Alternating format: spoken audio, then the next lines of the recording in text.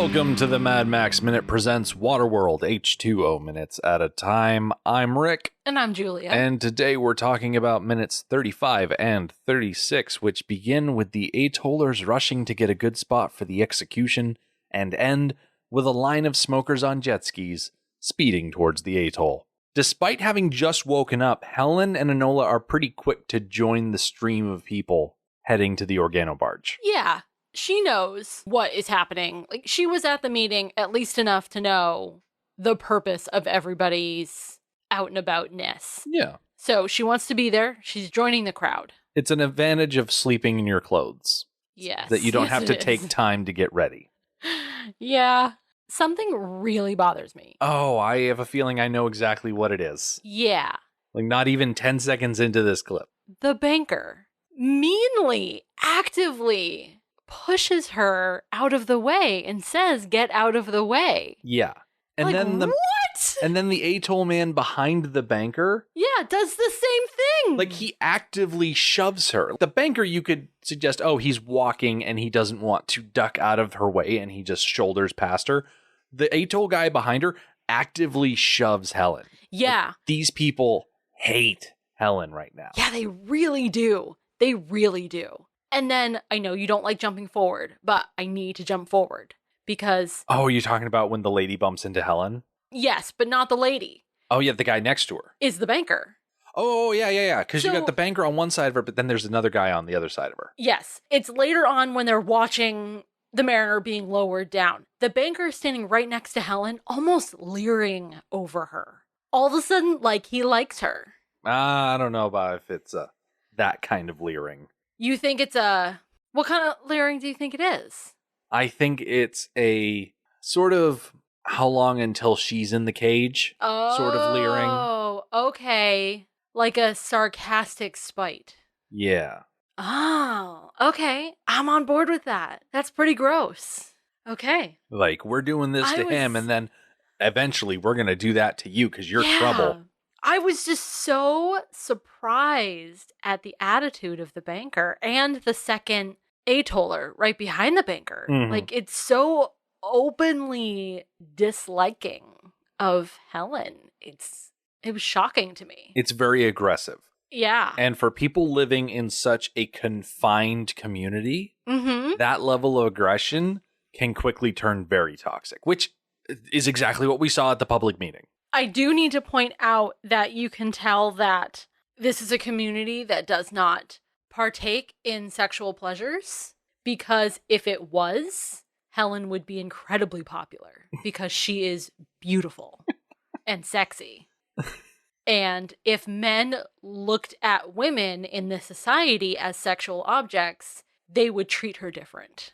That's a very good point. They do not have the luxury to be sexually flippant. All of that stuff is very strictly controlled. Yep. And so they only hate her because she's outspoken and she's Enola's guardian. And they don't trust Enola. Mm-hmm. We go from Helen crouching over Enola, seemingly protecting her from the people streaming by, to the raised platform over the Organo Barge. And I initially questioned why have this structure built up the way it is, but there are at least 3, I guess, curved structures, curved beams. I don't know what the right thing. The structure is the walkway, and then coming off the walkway are 3 curved beams with either hanging cages or hooks.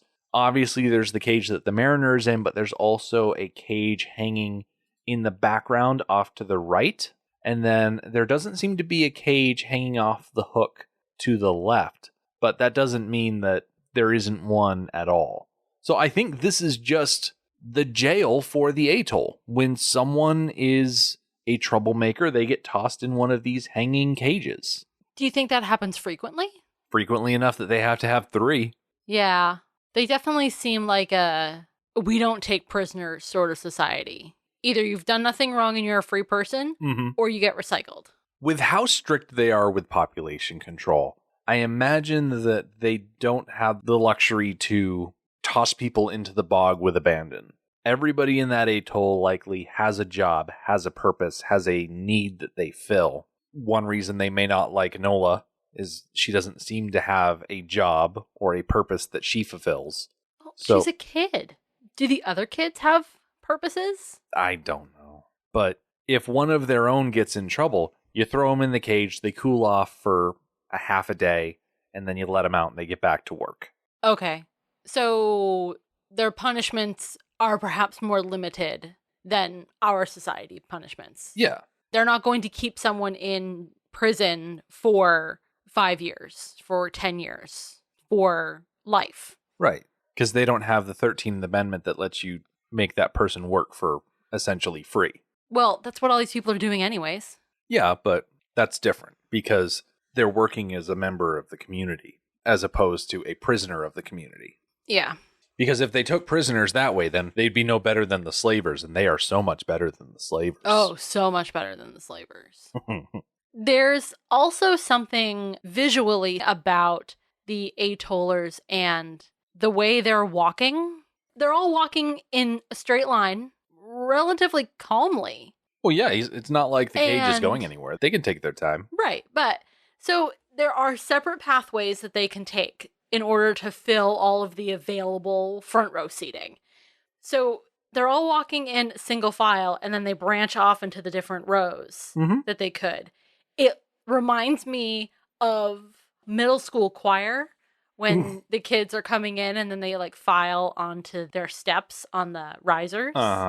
That's what it looks like to me. It's very organized. Well, yeah, everybody's got to get in position for the show, and the elders are up top. As we start to see the real action, the Mariner, and we're kind of focused on the Mariner, looking behind him at the groups of people, they are no longer organized.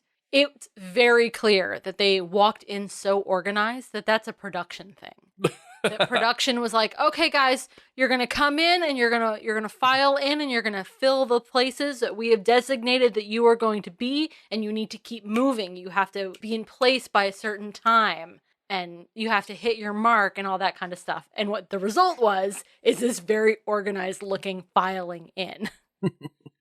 But they didn't stay that way. So everybody's gathered. The population elders are up on the raised platform. All of the plebes are on the lower walkways. And the population elder steps up and he says that after considerable deliberation of the evidence at hand, it is their decision that this Muto does indeed constitute a threat, and therefore, in the interest of public safety, he is sentenced to be recycled in the customary fashion. So the phrase "in the customary fashion" tells me that this has been used as a capital punishment before. Yeah. I think their choice to do this in the customary fashion is dangerous.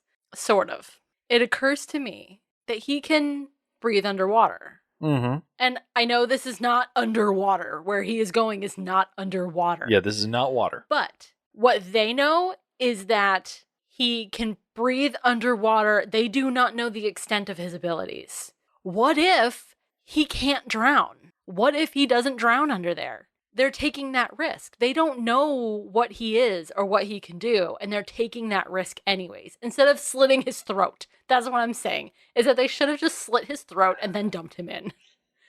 Why take any chances? So you wanted Artie Call to come up here with a knife, yes, reach through the bars, and slash Kevin Costner's throat. Yes, I do. Because why do something slow when you can do it fast?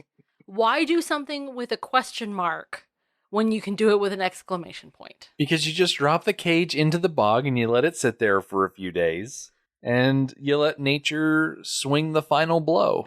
I see the advantage of that in the passiveness of the capital punishment. They didn't kill him. He drowned. Mm-hmm. Never mind that they set up the circumstances of his drowning, but they didn't kill him. So I totally get that, and that's exactly what they're after. But if you do something slow, you always risk it going awry. Yeah, that's why you don't strap your super spies to a table and then have a laser slowly move up the length of the table. You just slit their throats. I was going to say you shoot them, but that works too. Yeah, that works too. Before the cage actually starts lowering, we cut down to the lower walkway around 41 seconds in. And we get that shot that you were talking about earlier with the banker leering at Helen. And the look on his face definitely says to me, oh, we're going to put you in the cage next. Yeah. Now that you say that, I definitely agree with you. And he is standing uncomfortably close. Uh-huh. This area is not packed. There's plenty of room. There's plenty of space for people to spread out. Something I noticed about this shot in particular is there is a woman to Helen's left that is filling in the walkway, and she bumps into Helen and pulls away. And then the man next to the woman who bumped into Helen leans over the bumping woman, I guess is going to be her descriptor right now. Yeah. And he is saying something. His lips are moving. We can't hear it. Yeah. But he is saying something to Helen. Probably something mean. Mm-hmm. There's a woman who, is she pregnant? On the other side of the banker. We see her like in 3/4 profile. Mm-hmm. And she's also looking at Helen. Doesn't seem to like her much. But I think she's pregnant. Think it's pregnancy and not just a little bit of a belly? No. Women don't gain weight that way. Men gain weight that way. Men have the ability to gain weight nowhere but their bellies. Women don't do that. If she were putting on some poundage, you wouldn't be able to see her collarbone so well. Her cheeks would be filling out. Her boobs would really maybe be bigger, maybe not. Boobs don't really fall into the same categories as the rest of a woman's body as far as like getting bigger when a woman gains weight. Uh-huh. No, that's pregnancy belly. Okay. And also her boobs should be bigger. Because once you're that far along, you know, speaking from my vast years of experience of never being pregnant, but once you're that far along, your boobs should start getting bigger. No, but she doesn't seem to like Helen either. People not liking Helen, that's the latest fashion. Yes. Let's cut up to the platform again because the enforcer has placed his hand on the crank for the cage and he looks the mariner in the eyes and says, I'm sorry. And there are plenty of things that the enforcer could be apologizing for in this moment. Not stepping in sooner when the gatesman attacked the mariner, allowing the mariner to be caged in the first place, not doing a better job of defending him at the public hearing, upholding the mariner's captivity by chasing off Gregor, and of course, literally being the man to turn the crank, bringing the cage into the bog. I don't know. I agree with the enforcer's apology, that he felt the need to apologize, saying, I'm sorry that I have to do this. I'm sorry that this is happening to you. But all along the way, he has been following the rules that have been set by the committee. And he was hired to follow those rules. And it is not his place to opinionate on those rules. He was hired to follow them and enforce them. Yeah, his number one goal is to keep the peace. And in this instance, the death of one man will keep the peace for the whole atoll. The needs of the many outweigh the needs of the few. Yeah, and he, for sure, as a level-headed person, a very level-headed person, realizes that this isn't the right thing to do. But in some ways, it is. It's the right thing because it is the needs of the many outweigh the needs of the few, and it is the rules that he was hired to enforce. It still ignores that if you let the mariner leave, it fulfills a lot of the same things. But if the mariner just leaves, then you've got this general dissidence of, oh no, he was a spy. He's going to bring the smokers down upon us. Yeah. Rabble, rabble, rabble. And if they know the enforcer was in on him leaving, the enforcer's going to lose his job and probably his life. Yeah. Well, the enforcer in the young adult novel at one point says that he can go to a different atoll and be an enforcer there. Yeah. He has a marketable skill. Mm-hmm. Yeah, he's a big, tough-looking guy. Yeah. Those are always needed in other atolls. Side note about the enforcer. Often when I name him, I pause beforehand, trying to remember his name, because I really, really, really want to call him Gregor. There's something about the way he looks. He looks like a Gregor. As opposed to Gregor. Gregor, who looks like, I don't know, doesn't look like anything. So every time I'm talking about the enforcer, I have to consciously not call him Gregor. It's the age-old problem that we always have with these post-apocalyptic films, that no one gets a proper name. Right. We spend so much time calling people by their function. And that's usually something we make up. Often these people in the credits don't have names. They have generic labels. Like, you named all of the council members. Yeah, but I only named them based on their job. Yes. As I mentioned before, the Enforcer is the one with his hand on the crank, and he's the one that starts lowering the cage. It reminds me of, I'm pretty sure it's the first episode of Game of Thrones, since we've already mentioned it once in the last few episodes, when Sean Bean, as Ned Stark, says that the man who passes the sentence should be the one to swing the sword. So, in theory, the elders of the Atoll should be the ones turning the crank, but they're passing it off to their Enforcer because he's likely strong enough to lower the cage in a measured fashion. I'm not sure of what kind of ratcheting system this cage mechanism has, but it probably is one of those where if you unhook the handle in a certain way and just let it go, it will spin wildly until the cage hits the bog. Yeah, they don't want this to be an out-of-control fall, partly because the Glasses Elder is reciting his prayer over him, which has been personalized to the Mariner. Yeah, I kind of like that. I kind of liked it too. I mean, it's pretty dark, but I kind of liked it. I'm pretty sure this is the last we really hear from the Glasses Elder, and I did not do my due diligence fully to research him completely, but I will say that the Glasses Elder is played by Leonardo Cimino. He was born November 4th, 1917 in Manhattan, New York City. He is described in his IMDb bio as veteran little old Italian character actor Leonardo Anthony Cimino. He worked in both movies and TV shows from the late 1950s up until 2007. He was born in New York City, the son of a tailor and a housewife. He played violin as a child and studied at Juilliard as a teenager. He studied acting, directing, and modern dance at the Neighborhood Playhouse School of the Theater. A small, frail, and wizened fellow with a gaunt face, a slight build, and a distinguished air about him, Leonardo often portrayed shrewd mafioso types, nice elderly gents, and various men of the cloth, which include priests, cardinals, and even the Pope in a production called Monsignor. His top 4 on IMDb include The Monster Squad in 1987, where he played the scary German guy. He was in 1984's Dune as the Baron's doctor. He was in 1991's Hudson Hawk, where he played a cardinal. And of course, here in Waterworld, he was an elder. His first production was back in 1958 in an episode of the TV series The Big Story. And his last acting credit was in 2007 in the movie Before the Devil Knows You're Dead, where he played a character named William. We might also recognize him as playing the role of Felix in Moonstruck. Oh, okay. There's something else on there that we would recognize. Oh, Dune. We would know him from Dune. Yeah. But getting back into the minute proper, as you said, he does customize the funerary rite to reflect the person being killed. He changes too old she was to too strange for life he was. And he says, this Muto does now leave us, instead of before where the preamp said this woman does now leave us. So I can imagine that they have all sorts of fun little words to swap out based on the situation. Mm-hmm. Like if they are putting someone in the bog for being a murderer, they probably say, too violent for life he was. Or if they have someone who is a kleptomaniac, too thieving for life. It's very versatile, for sure. It is. As the Mariner is being lowered down, he does seem to zero in on somebody. Is that somebody Helen? Yes. Okay. Why? Because out of everybody on this atoll, the Mariner had the most direct interaction with her.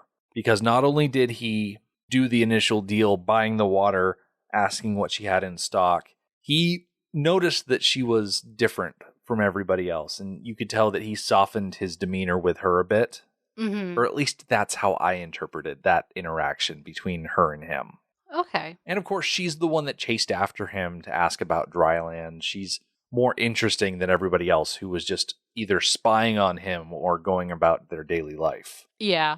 So let's leave the Organo Barge behind and cut over to the lookout tower, because there is an Atoller and he is holding a navigator's telescope looking around at the horizon. And I like the inclusion of him holding a spyglass like this, which I keep calling it a spyglass. It's a navigator's telescope, but it reminds me of the last time I saw someone using a device like this in a Kevin Costner movie, namely Morgan Freeman in Robin Hood, Prince of Thieves. Yes.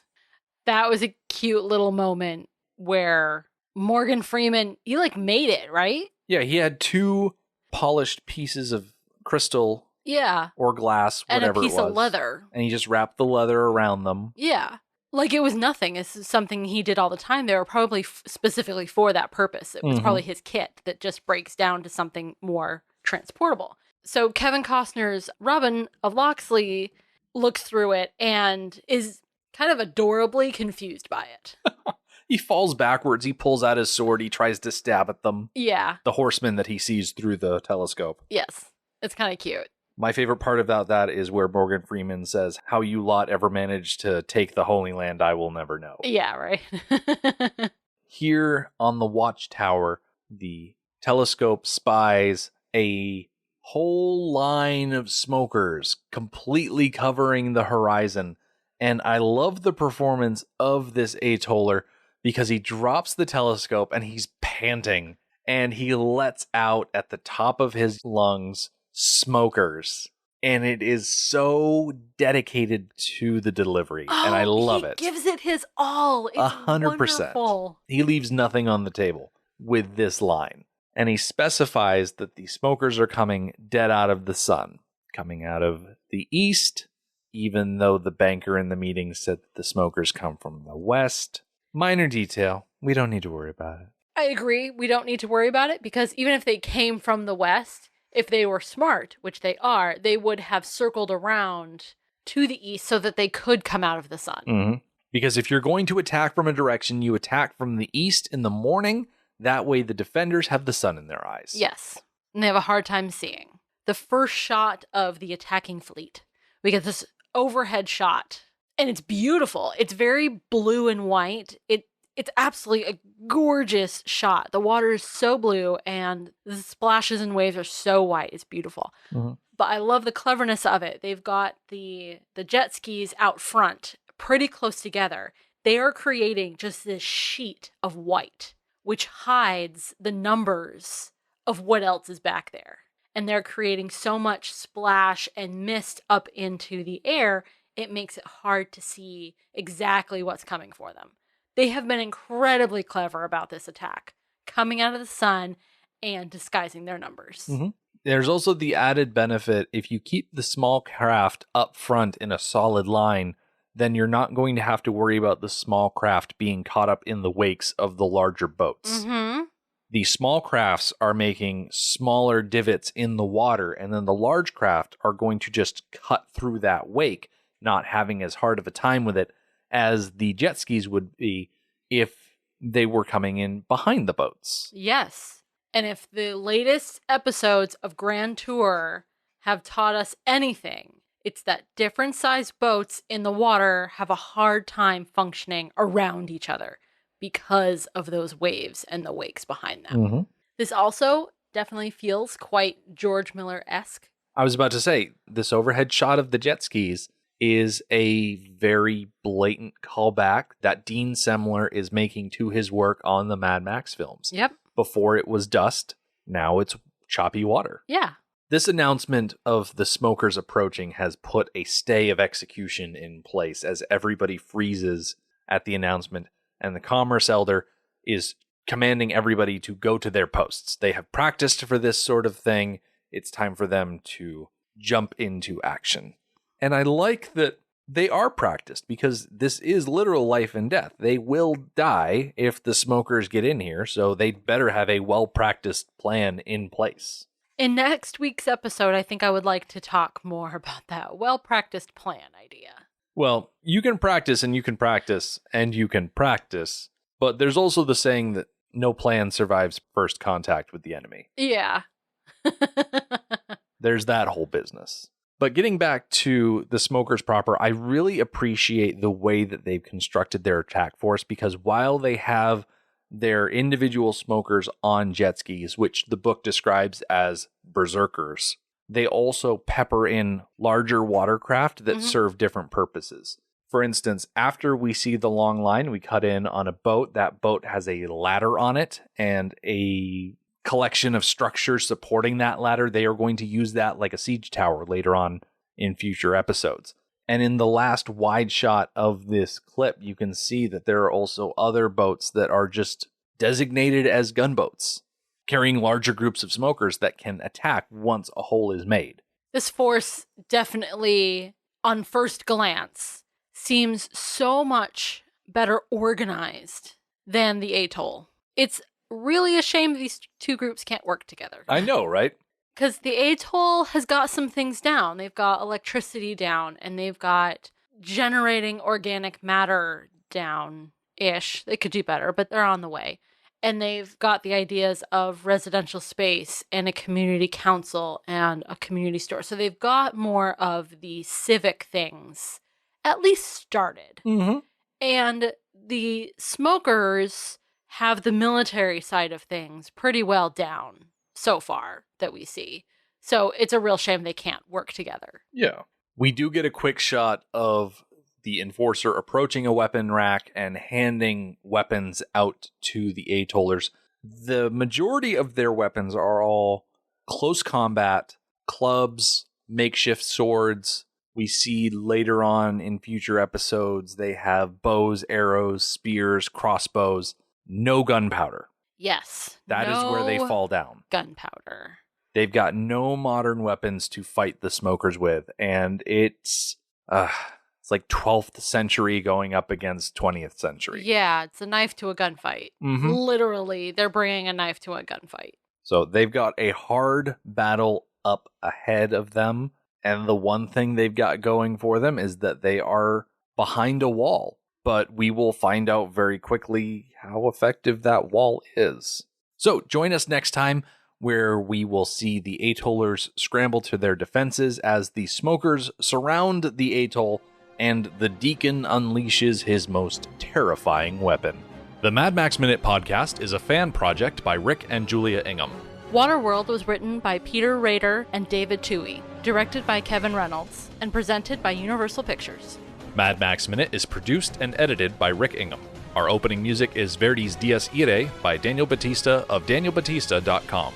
Our home on the internet is madmaxminute.com. You can follow us on Twitter at MadMaxMinute. And like us on Facebook by searching Mad Max Minute and join our Facebook listener group, Mad Max Minute Beyond Microphone.